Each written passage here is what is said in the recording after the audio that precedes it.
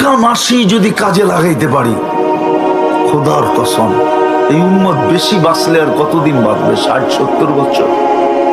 আল্লাহ রসুল বলে আমার উম্মতি বাইনা 60 আর 70। 60 তো আমার হয়েই গেছে, এখন যদি বাইচেও থাকি তো এটা বোনাস।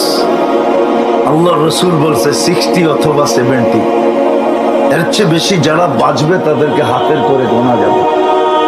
কয়দিন থাকবে? 60-70 বছর সামনে একটা সুযোগ আসতেছে, বেশি করতে হবে না এই উম্মতকে।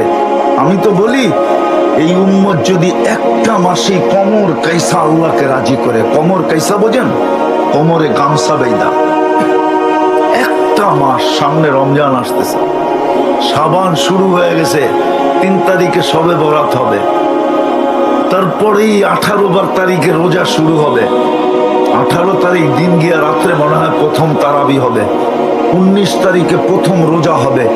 একটা মাসই যদি আল্লাহকে দিয়ে দিতে পারি কমর কাইসা, 1 মাস, শুধু 1 মাস না, 1 মাস 70 মাসের সমান। 70 মাসে কয় বছর?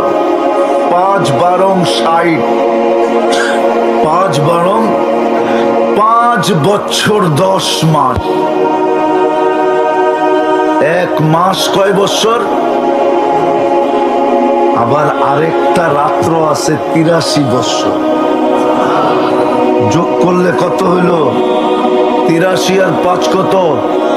88 বছর 10 মাস, আরো 4 মাস, 89 বছর 2 মাস, একটা মাস।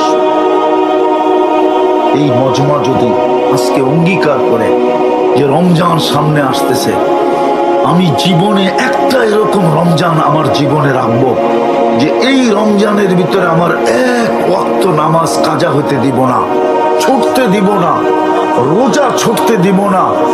এই রমজানটাকে আমি আমার জীবনের শেষ রমজান আর সবচেয়ে বড় পুঁজি মনে করে আমি কাটায়া দিব। তাহলে একটা রমজানই এই উম্মতের জন্য যথেষ্ট। আমি একটা যুক্তি দিতেছি, 80 বৎসরের বৃদ্ধ যদি মারা গেল আর আল্লাহর সামনে দাঁড়াইলো, আর আল্লাহ যদি জিজ্ঞাসা করলো কি নিয়ে আসছিস, তো বুকে হাত দিয়া বলতে পারবে 1 রাত্র নিয়ে আসছে।